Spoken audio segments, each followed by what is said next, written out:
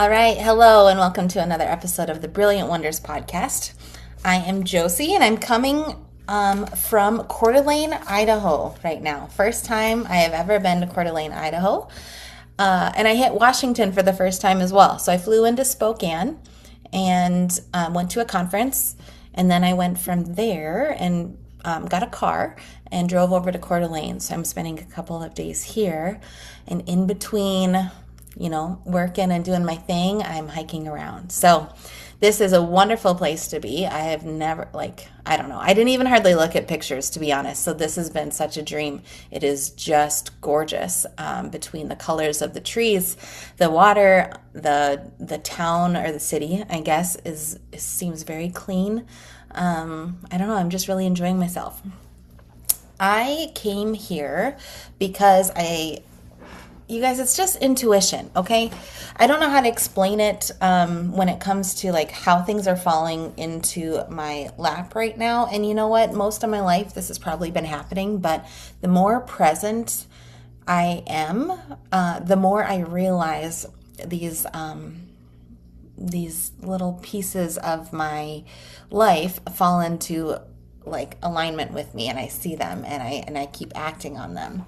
And it's much cooler when you're present for it because you are more celebratory over it. I celebrate all of these little things that just fall in and they make sense and it works out. And I'm like, oh yay, that worked out, which tells my brain to stay in that moment, or stay in that alignment, in that tune, in that tone, whatever. I like celebrating anymore when things are moving in alignment, because when I do it, it just keeps happening. It's like my brain tries to find that alignment when it's off without me even really thinking about it anymore, because I noticed the celebrations, which is my dopamine then. And you guys, we're running this dopamine reset challenge. It's $19. It is not very much.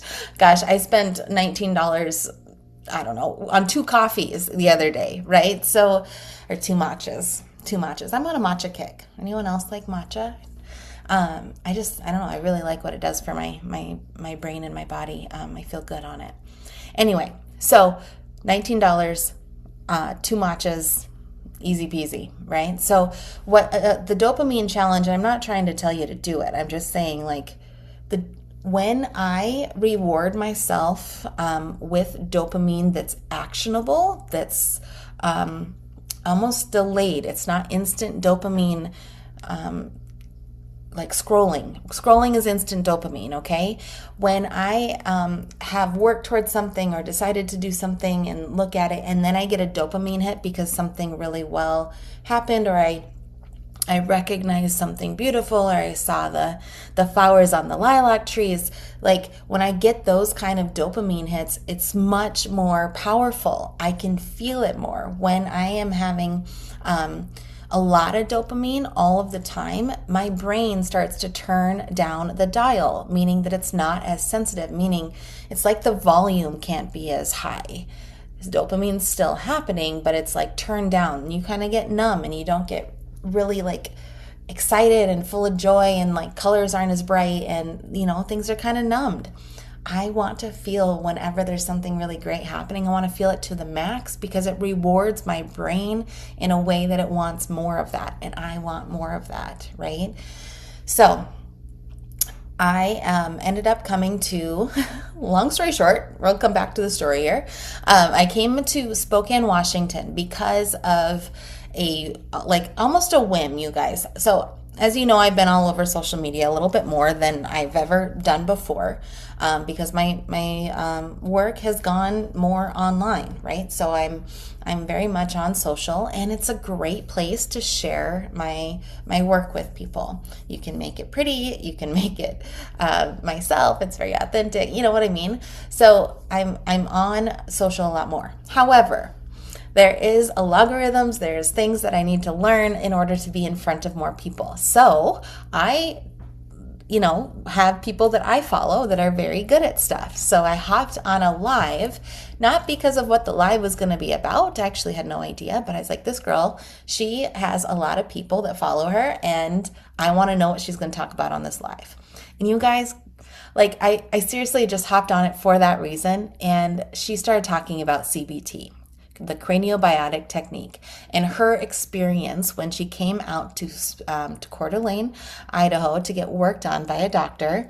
And I was like, oh my gosh, this is going to be the guy that I had studied a while back, because I did. I had studied this Dr. Tony 4 or 5 years ago, maybe. I was still in Linton, North Dakota at the time. I remember painting. I was painting a room, and I was listening to a webinar of this guy.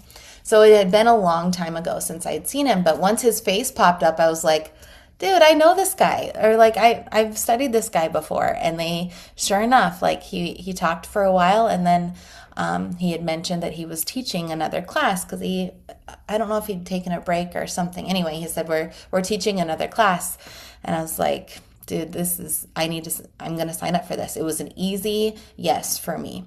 And I follow my easy yeses right now. That's something that I'm really trying to stay in tune with and follow my easy yeses. So this guy was teaching out, and the conference was in Spokane, so that's why I flew into there. And I've been waiting for this for a long time. I've been telling my patients that I'm going to be coming out here to learn something new. And what the craniobiotic technique is a technique where we lock the central nervous system, so the brain, we lock the brain onto these invaders inside our body. The ones that are kind of causing like this irritation, little infections continuously, whether it's a worm or it's mold or it's food allergies or it's viruses, bacteria, like these things that our immune system is no longer focusing on, or they're over focusing on it, right? But there's an imbalance, right? So we're helping our brain lock on to these little invaders, I'm going to call them, which are stressors. You guys that have followed me for a while, you know what I mean by that, what a stressor is, right? So they're these stressors, and they're going to be located in certain organs. So we're going to help connect the dots, because you guys, there's nothing out there in the world that is more powerful than your own body to take care of something. There isn't anything. You cannot prove that to me, or I have not been proven otherwise. There's nothing more powerful. Can something just go and like evade everything and kill everything? Sure. But there's nothing more specific and more powerful than what God made in us, our bodies, how it works. And it's so beautiful. And Dr. Tony actually read that the last day. We are a verse, and he said, we are beautifully and wonderfully made. And isn't that the truth? So we are just helping connect the dots for our own immune system to take care of itself, to take care of this body, and to eliminate the invaders that are no longer welcome there. When I hear these things, I often go back to the premise of, when our nervous system is out of balance, and especially if we were very sick. I'm sure that you guys can remember a time that you were really sick, and our nervous system is trying to, work through that. And I think about a time, you guys, I was super sick in college, like super sick. And I had what they call, it's gross. Okay, I shouldn't even share this, but I'm going to. It's gross. I had what they called a scarlet fever. I don't know if you remember that. And honestly, when I went to the ER for it, they didn't tell me I had scarlet fever. They just told me I had strep. But I was in a microbiology lab, and we were, working with staph, we were working with strep, we were working with all these like really gross, bacteria, and, growing them on petri dishes. Like, I'm a nerd. Okay. So like, yes, we were doing that in lab. We were, testing different surfaces to see if there was any bacteria on, door handles and walls, and what was in our chicken. And, anyway, so it was a lot of like gross things, and I got so sick that year.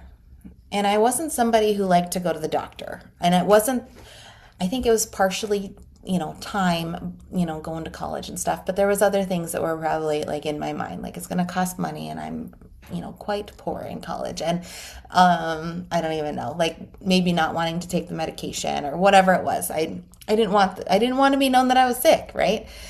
But I was. My saliva was thick. I had rashes all through my arms, my armpits, my groin, like these raised rashes. I smelled like my breath smelled like strep, right? I was very, very sick. So not only was I sick, but I was also stressed out about school. I was not eating good food. I was drinking too much beer in Chadron, Nebraska. Okay, so my system was super exhausted. And here it was trying to fight this bacterial infection, viral infection, like all these things going on in my body. It did the best that it could. I got on my antibiotics, whatever it was that we did. I don't even remember at this point, but I just think back on that and be like, okay, my body did the best that it could under the circumstances with the amount of stressors that were in my backpack already, besides the fact of being very, very, very sick and very fatigued and very tired and very mentally unwell probably at the time because we were in the middle of projects being done. It was the end of the semester. I remember needing to take finals and stuff, and I was very, very sick. Okay, so I think about that and what, that's like a perfect storm for your immune system and your central nervous system to get confused and to like maybe miss some stuff, it did the best that it could. So I think back on that and just remember that, it's not that it failed. It did the best that it can, but most likely there's some confusion in there. And that's when I'm feeling really healthy, like right now, or or maybe you're struggling with something that just won't go away. This might be what's going on. We still need to remove some thorns. We still need to put out some fires. I took this class and Dr. Tony said one thing on that webinar months ago. It was back in January. He said one thing that just got me because I study the brain and nervous system and I really help you figure out habits and change new pathways and just feel better in your day to day by doing brain hacks and by moving your body and thinking differently about yourself and getting rid of limiting beliefs. But if you have a little invader in your brain that's still sending off like red signals, of like inflammation or, whatever, you've got a little virus up there, we haven't put out the fire yet. So sometimes we need to still put out some fires. And I think about that in the stages of my programs and things that I teach. We talk about safety so much. Well, if I've got a little virus that's lingering around and just pissing things off all the time, just at a level of not being quite sick enough to show up on labs, a lot of this stuff won't show up on labs. So we have to remember that. Viruses really like to live in the tissues. They hide themselves, So just remember that. Your body knows. Body keeps the score. The body knows a lot more than what any labs can do. However, I'm not saying I don't use labs or like labs. That's not what I'm saying. I'm just, I am open to the idea that the body knows what to do, and we just need to ask it and figure out what the body's trying to tell us. Okay, so I'm using brain as an example, but if we do not create safety in that brain and you try to do all the meditation and you listen to the brain frequencies that are good. And you do all these things, but you still have this little irritating mosquito virus in there in your brain, then we need to kill it. It needs to go away. It does not get to stay there, right? So there's just, this is just another piece. It's another tool in my tool belt to help people out. And I'm just so passionate about it because the kids,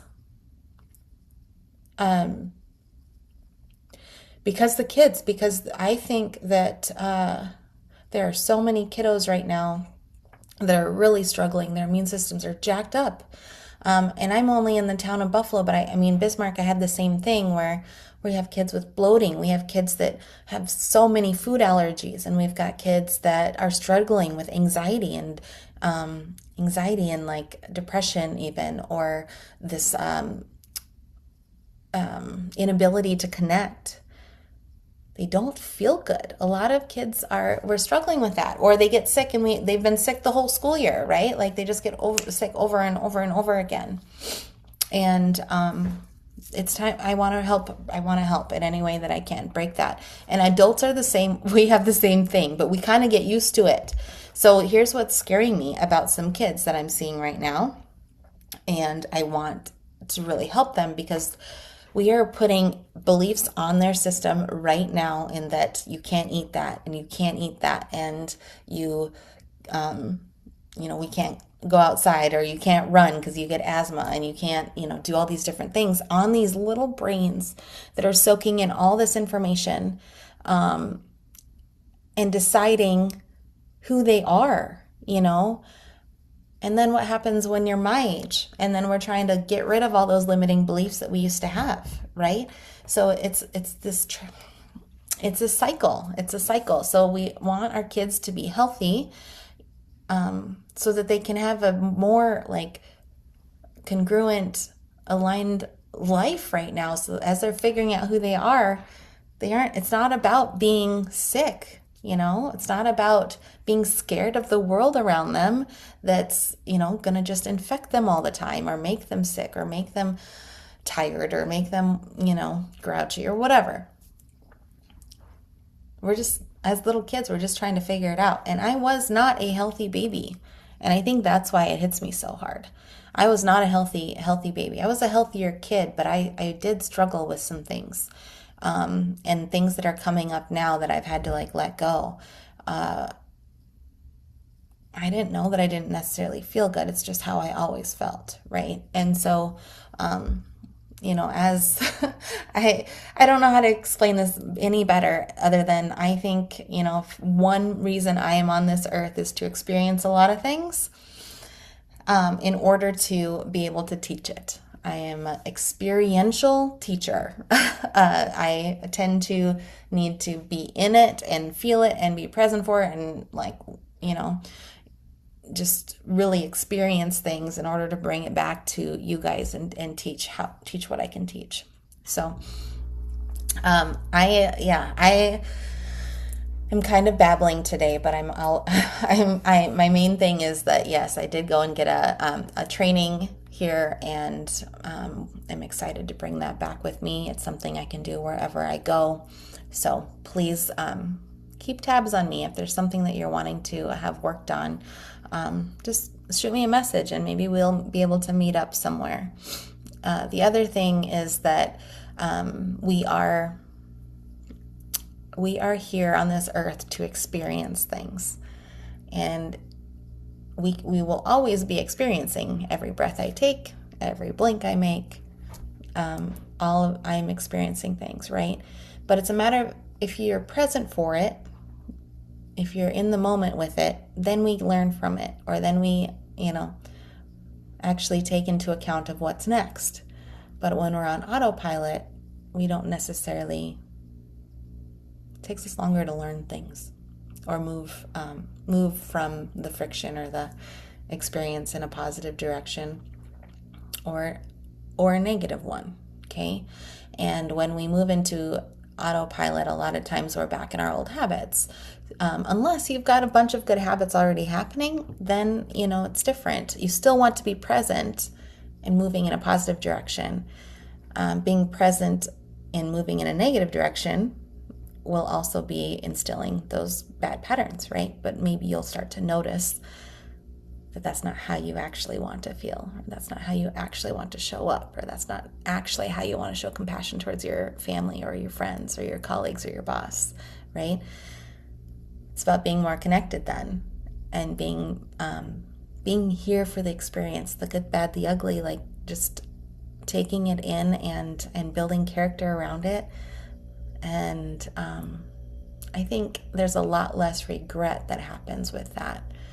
When we feel good, It's easier to make those decisions. It's easier to flow. When we don't feel good, it's harder, especially when the problem is in the brain.